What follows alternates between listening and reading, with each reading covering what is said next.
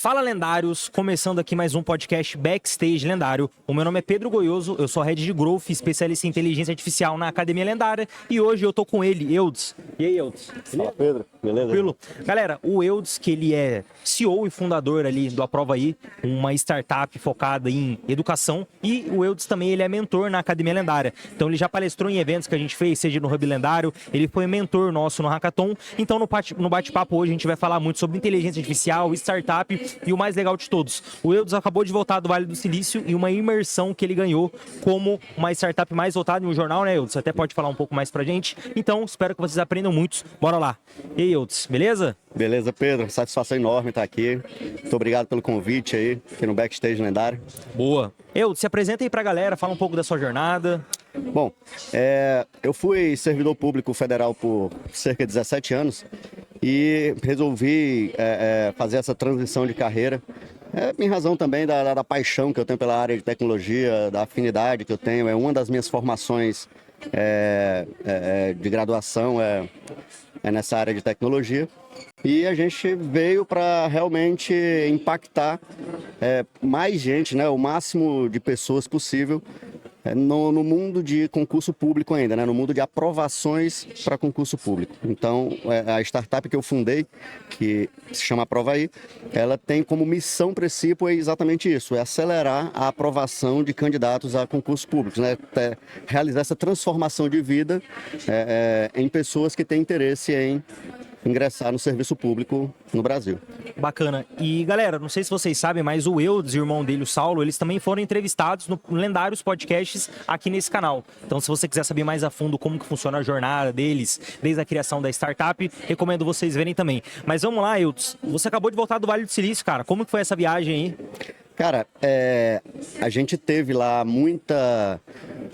Eu digo até coisas além de insights. A gente teve muitos sinais de tendências que estão já pulando aqui na nossa frente, né? Então, a gente tem muita coisa para conversar, para trazer, para mostrar para a galera que...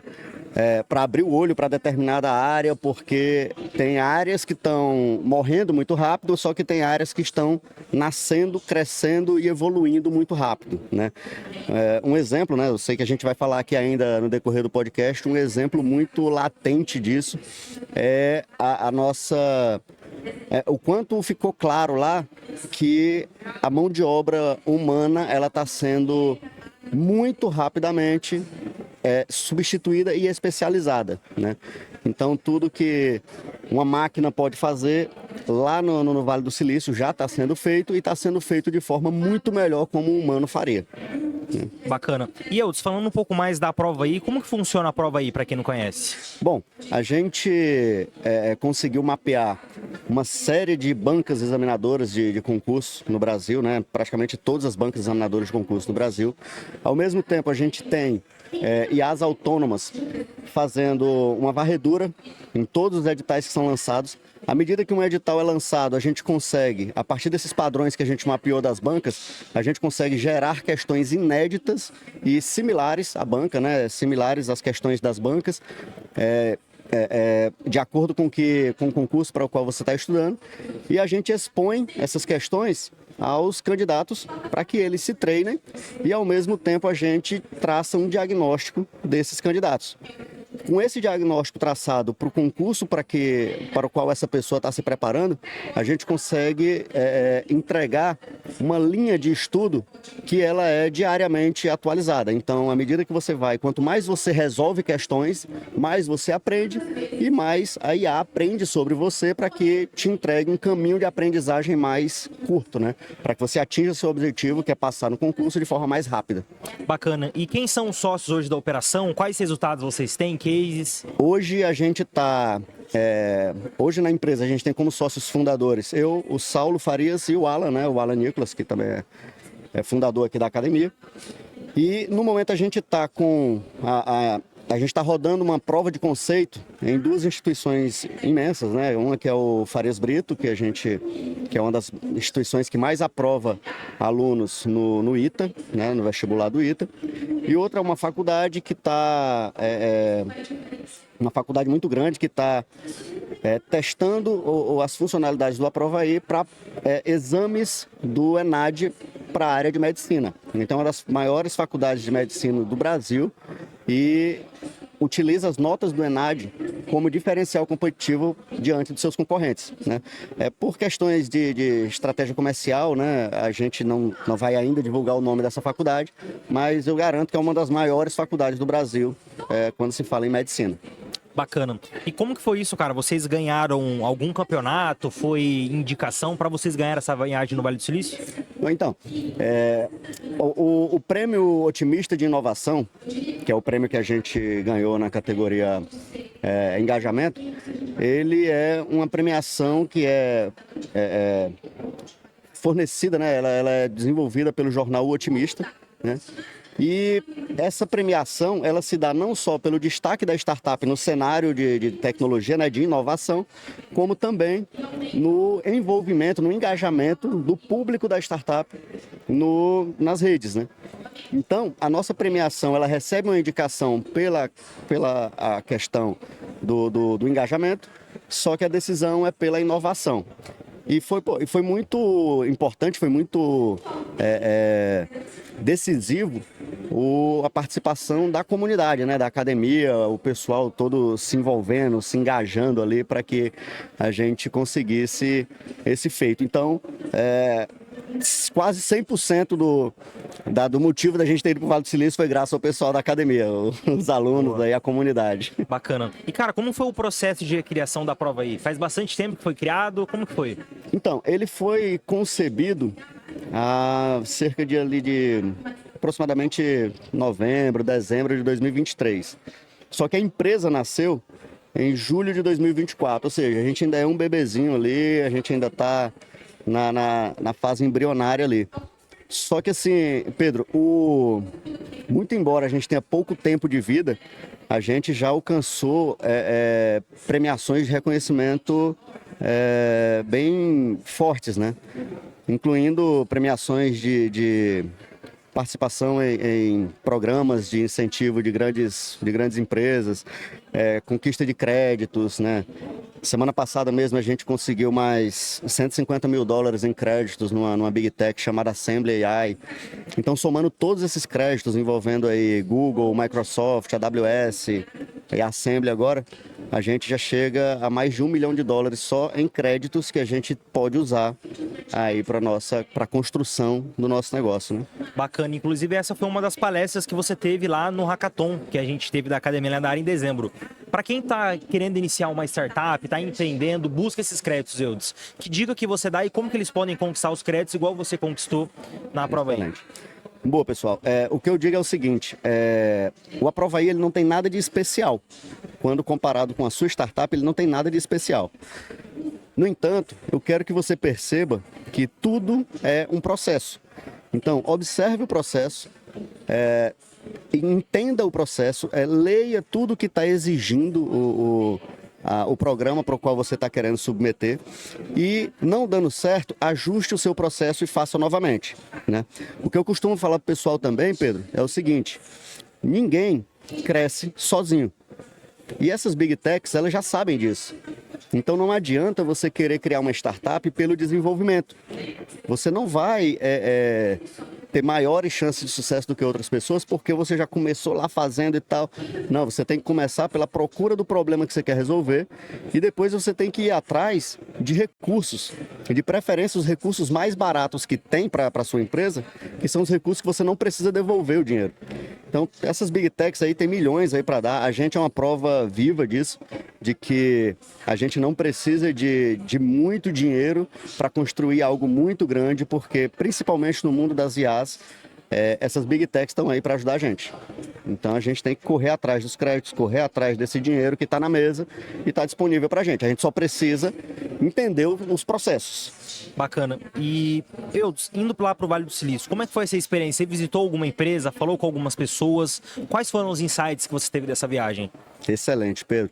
Cara, a gente teve visitas espetaculares. A gente se conectou com pessoas espetaculares. Estivemos em Stanford, tivemos palestras em Stanford com professores de Stanford, de Berkeley. Tivemos palestras lá na Microsoft com a diretora mundial de IA da Microsoft. É uma pessoa fantástica, extremamente acessível. Tivemos palestras e conexões com pessoas da área de robótica, pessoas da área de IA para aeronaves, IA aeroespaciais, enfim. A gente teve mobilidade 4.0, né? Então a gente teve uma visão geral de tudo o que é de novidade que está acontecendo no mundo, né? Tudo que está vindo como tendência no Vale do Silício e que vai ser tendência para o mundo daqui para frente. E uma das coisas que eu mais trouxe de lá, um dos sinais que eu mais trouxe de lá como uma tendência que não tem mais volta, é que é sobre a revolução das máquinas, né? As máquinas estão cada vez mais capazes de realizar tudo que a gente realiza. Uma das tarefas mais complexas que eu considero que o ser humano pode fazer é dirigir.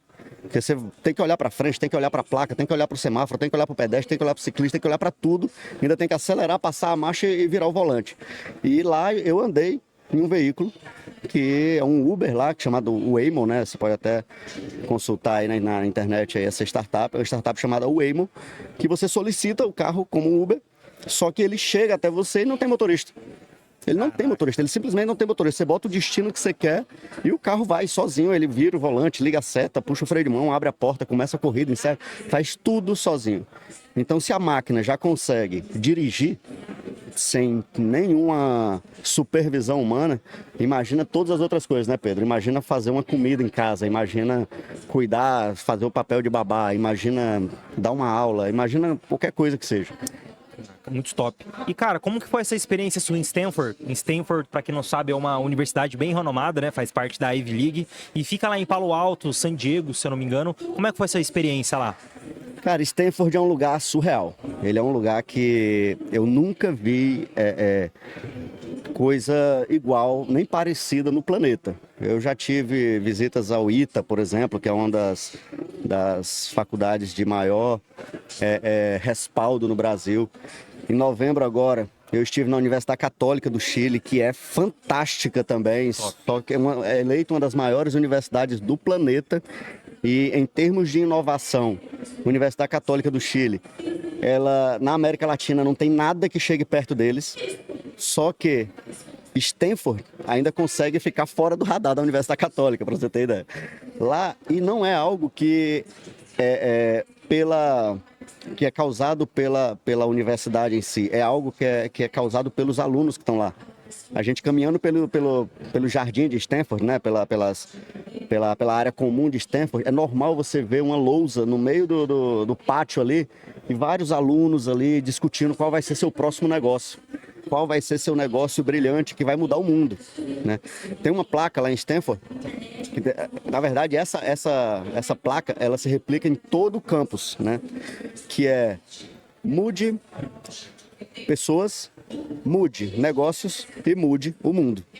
Então, os alunos, eles todo dia, eles têm isso na cabeça, de que a missão deles é mudar o mundo, mudar o mundo, mudar o mundo. Então, essa atmosfera, né, que existe em Stanford, eu não consegui enxergar em nenhum outro lugar do planeta que eu já fui, nenhum outro lugar. Então isso, cara, essa atmosfera é o que torna aquele lugar tão especial, né? Não são os professores são brilhantes, não são os alunos, que também são brilhantes, mas o fato de respirar aquilo todos os dias, de dormir pensando naquilo, acordar pensando naquilo, é que faz o lugar ser diferente, e é por isso que as maiores mentes, né, os cases mais brilhantes ainda vêm lá de Stanford, né? Bacana. Eu tive um podcast recentemente com o Hugo Stocco e eu tinha feito uma pergunta para ele, né? Se o Brasil ia conseguir alcançar tanto os Estados Unidos quanto a China quando se trata de inteligência artificial. E ele falou que possivelmente não, porque aqui a gente é muito limitado pela LGPD, pelo uso de dados e pelo treinamento dessas IAs. Qual que é a visão que você tem do Brasil comparado com esses grandes países relacionados à inteligência artificial? Eu concordo que possivelmente a gente não alcance países como Estados Unidos e China. principalmente por causa da legislação muito rígida, né? Muito travada ali. No entanto, tem uma vantagem que a gente vê aqui no Brasil que a gente não vê nos Estados Unidos e nem na China, e muito mais nos Estados Unidos, que é a maior vantagem que tem nos Estados Unidos e também é o maior defeito deles, que é o excesso de dinheiro, né?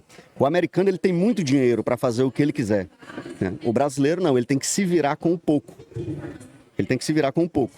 Então, o que o americano lá faz com bilhões e bilhões de dólares, a China vem e lança um DeepSeek com menos de 1% daquela verba.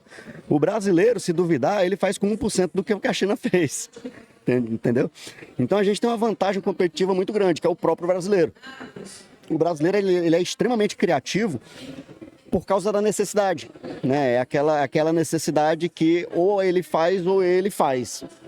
Mas, infelizmente, essas regras, as leis de proteção de dados, elas, de certa forma, vão segurar o avanço brasileiro aí nessa corrida tecnológica. Bacana. E você falando sobre investimento, recentemente o Trump assumiu a presidência dos Estados Unidos e ele anunciou que vai ter um projeto de inteligência artificial do próprio governo do país e eles estão investindo 500 bilhões de dólares. Você estava lá durante quando foi essa entrevista do Trump? Como que a galera reagiu a isso lá? Eu estava lá tanto no lançamento do DeepSeek, né? Quando teve aquela queda nas ações lá de quase 1 trilhão da NVIDIA, quanto eu estava lá na época do pronunciamento do Trump em relação ao investimento em novas tecnologias. Então, o que aconteceu? Foram 2 momentos diferentes e complementares. Por quê? O Trump anunciou um investimento de 500 bi dólares, né? E logo depois a DeepSeek falou que não precisa de tanto dinheiro assim. Foi 6 milhões de dólares, né? Então, foi 1,5 milhão de dólares. Foi em torno de 6 e pouco de reais. Ah, 6 e pouco de reais, cara. Então, o que a galera ficou animada quando o Trump anunciou o investimento em 500 bi e tal, pô, vamos fazer alguma coisa e tal. E quando a China mostrou que dá para fazer com menos, o pessoal ficou mais extasiado ainda, ficou, pô, agora é que eu vou fazer coisa mesmo, entende? Então, o Vale do Silício, a gente também teve encontros lá com Venture Capitals, e o que deu para perceber também é que o dinheiro voltou para a mesa. Então o Vale do Silício, ele está fervendo novamente, ele está desesperado por novas soluções, ele está desesperado. Os investidores de risco, eles estão desesperados para colocar dinheiro em alguém, eles querem colocar dinheiro em alguém. E com esse anúncio do Trump, somado com o anúncio aí da DeepSeek, isso foi muito mais acelerado, mas muito mais acelerado mesmo. A maior aceleradora do mundo, que é a Y Combinator, que a gente também teve o prazer de visitar lá, eles têm uma relação de verticais que eles consideram priorizar, né? Dentre essas relações de verticais, dentro dessa relação de verticais, existe uma que é desenvolvimento de modelos pequenos, né, ou de modelos grandes, né, de LLMs, com poucos recursos, tal qual a DeepSeek. O que é que a gente tira daí? Que o Y Combinator é uma empresa eminentemente americana, altamente patriota, mas dentro dos cases que ela prioriza, ela usa a palavra DeepSeek, ou seja, ela usa a marca de um concorrente para dizer, vamos seguir esse modelo aqui. Então eles não estão contra o DeepSeek. Sim. Eles estão usando o DeepSeek como um farol, dizendo assim, cara, os caras são bons, vamos tentar replicar isso aqui, né? Então, é mais ou menos nesse sentido que a gente vê esse anúncio de investimento do Trump. É uma aceleração, assim, é mais lenha, é mais álcool dentro da fogueira lá. Bacana. E até conversei com o Hugo Stolz sobre isso, né? Por que as empresas elas estão dando tantos créditos para as startups? Ele falou, cara, é como se a gente estivesse criando uma rodovia e o Sem Parar, que é uma empresa muito grande, que geralmente está ali nos postos, né? Como que eu chamo você que trabalha na PRF? Os pedágios, né? Os pedágios. E eles estão dando investimento para as pessoas carpirem um lote delas ali para consequentemente ter uma rua. Então eles estão pensando no longo prazo, disponibilizam um caixa, porque eles têm muito dinheiro no curto para poder investir nessas empresas. Aí eu te faço essa pergunta, Eudes. O que essas empresas grandes, elas estão buscando para investir em startups? Essa dica fica para quem quer começar a sua startup e, consecutivamente, ser investido para uma grande empresa como a Y Combinator? Perfeito, cara, foi uma pergunta excelente. Principalmente quando você vai atrás de créditos, né, vai pedir que uma Microsoft da vida invista, né, lhe dê ali $150 mil para você desenvolver um modelo de inteligência artificial. O que eles querem ver? Eles querem ver se você consegue pegar dados de usuários reais, né, transformar esses dados, tratar esses dados de forma adequada e entregar uma predição, né? Eu costumo dizer para todo mundo, cara, inteligência artificial ela não tem segredo. Você pega dados, você trata e você prediz, você entrega uma predição. Então, se você consegue mostrar isso para essas big techs, eles vão lhe dar dinheiro. Por quê? Porque eles precisam que a inteligência artificial dê certo. E para que a inteligência artificial dê certo, ela precisa de dados. Os dados que existem no mundo já acabaram. Todas as LLMs já usaram todos os dados que existem no mundo. Então, a gente precisa de mais dados. Mais dados, sempre mais dados para poder continuar evoluindo com a IA. Então você falou que precisa de dados, precisa treinar esses dados ali e para poder disponibilizar para alguém. Então as empresas elas estão investindo para você ter créditos para você ter dados. No caso são créditos em nuvem, certo? Exato. As empresas elas entregam créditos em nuvem. Vou dar um exemplo aqui do Aprova Aí. Tá. As empresas me entregam créditos por quê? Porque eu disponibilizo um gerador de questões para que os alunos estudem. Tá? À medida que os alunos vão estudando, eu vou traçando um diagnóstico de cada um deles. Esse diagnóstico que eu traço de cada um deles são os dados que eu consegui extrair do aluno. Então eu sei se o Pedro ele tá bom em determinado assunto para passar no concurso de delegado da Polícia Federal, por exemplo. Eu sei que ele tá ruim em outro assunto. Eu sei o que ele consegue assimilar, eu sei o que ele não consegue. Então esses são os dados que eu consigo extrair do Pedro, sabe? A partir desses dados extraídos, eu consigo treinar uma máquina para que ela entenda tudo sobre o Pedro. E aí eu entrego para o Pedro uma predição, uma previsão, digamos assim, uma previsão de futuro sobre o Pedro. Ó, Pedro, você tem 60% de chance de passar no concurso para delegado da Polícia Federal, atualmente, de acordo com o seu desempenho aqui. Boa. Certo? Então, quando a Big Tech ela entende que você tá com esse know-how de como fazer esse tratamento, essa entrega e tal, a Big Tech diz, pô, esse cara consegue gerar dados que ainda não existem. Né? Boa. Então eles olham muito para essa parte de dados e também para a forma como você transforma esses dados, certo? Isso. E é muito comum a gente ouvir, Eudes, a galera falando de deep learning, machine learning, até processamento de linguagem natural. Hoje na prova aí, você utiliza esses modelos ou até mesmo a galera dos Estados Unidos? Sim. O que a gente faz é o seguinte, a gente tem que fazer um treinamento de máquina, né? Um machine learning, um aprendizado de máquina para que eu entenda quem é cada aluno, para que eu consiga traçar o diagnóstico de cada aluno daquele. À medida que eu treino essa máquina para entender sobre cada aluno, eu posso chegar num momento que eu, por padrão, por similaridade, eu consiga prever que tal pessoa é similar ao Pedro, então ela tem esse mesmo padrão aqui. No momento, como a gente está rodando o primeiro MVP para modelo de negócio B2B, a gente está fazendo um machine learning não usando o treinamento profundo de máquina, não usando deep learning. A gente está usando algoritmos nativos, usando LLMs mesmo para poder fazer essa simulação do machine learning. A partir do momento que isso for validado, aí a gente já inicia o treinamento de máquina mais profundo mesmo, mais... Boa. E eu, se você pudesse dar uma dica para a galera que está nesse mercado de IA, já aprendeu ali sobre prompts, ChatGPT e quer avançar para um estágio mais profundo, né, para a criação de startup, qual seria essa dica para essa galera? Bom, eu vou seguir o que a maior aceleradora de startups fala. A gente precisa criar algo, a gente está no ano dos agentes, né? Então a gente precisa criar algo que seja aproveitado pelos agentes, né? A gente vai perceber agora a criação de um novo modelo de negócio, né? De um novo modelo de mercado, que não é mais B2B nem B2C, ele vai ser o B2A, que é o Business to Agent. Então, próprio Y Combinator, ele já está estimulando que as pessoas pensem em startups que atendam agentes e não que atendam pessoas ou que atendam empresas, certo? E que não que essas vão deixar de existir, né? Mas a tendência é que você tenha uma visão de enxergar problemas que agentes vão ter no decorrer do tempo e você vai solucionar esses problemas. Né? Uma coisa muito comum que a gente ouve também é sobre IA vertical. A galera tá falando muito sobre isso nos Estados Unidos, no Vale do Silício? Tudo lá é baseado em... tudo tem a sua vertical de IA para você olhar. Né?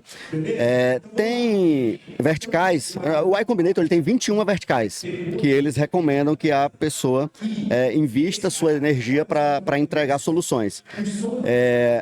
As verticais que mais têm sido faladas lá são verticais, como eu falei agora, de IA para atender agentes e IA para construtores de códigos. Né? Então, são sistemas que ficam monitorando outras IAs que ficam construindo códigos. Então, assim, as verticais, elas vieram para ficar, elas são uma tendência, você tem que obedecer rigorosamente isso, porque não tem como você atacar algo que você sequer sabe qual o rumo que vai tomar. Bacana, show de bola. E eu sempre faço uma pergunta aqui, até chegando no final, para todos os palestrantes pessoas, experts que eu entrevisto. Essa pergunta é: qual foi a coisa mais foda que você já fez com IA? Cara, acredito que a coisa mais foda que eu já fiz com IA foi de fato criar uma estrutura dentro do Aprovaí na qual eu não preciso de intervenção humana para mapear todos os concursos do Brasil que estejam sendo lançados. Então hoje no Aprovaí eu consigo ter todos os editais que estão de fato abertos, eu consigo ter dentro da plataforma, e isso sem passar por nenhum humano até entrar na plataforma. Ou seja, na hora que o edital é lançado, a IA vai lá, capta esse edital, captura esse edital, extrai todas as informações necessárias, já cadastra tudo na plataforma e já lança, já publica na plataforma. Então, se o seu concurso é lançado hoje, 8 horas da manhã, aproximadamente 8h10, 8h15, ele já está à disposição lá na plataforma para você começar a estudar. Show de bola. E onde que a galera encontra o Aprovaí, quer saber mais sobre o produto, como que funciona? Boa, o nosso endereço é app.aprova-ai.com. E pra galera te encontrar também nas redes sociais? Nas redes sociais, meu Instagram é soueudesjr, tá? E o meu LinkedIn também é Eudes Júnior, bem facinho de encontrar. Boa. Então, é isso, galera. Esse aqui foi mais um podcast Backstage Lendário com o Eudes, fundador aqui da Aprovaí. E eu espero que você aprenda muito. Se você não pegou nenhum insight, reveja esse episódio, anote. Tem muita coisa prática aqui para você poder fazer, para você aprender sobre IA. E caso você queira ele também criar alguma startup que seja revolucionária, empresas lá dos Estados Unidos, do Vale do Silício, invistam em você. Então é isso. Meu nome é Pedro, eu vou ficando por aqui e até o próximo episódio. Valeu! Boa! Arrebenta, viu, velho?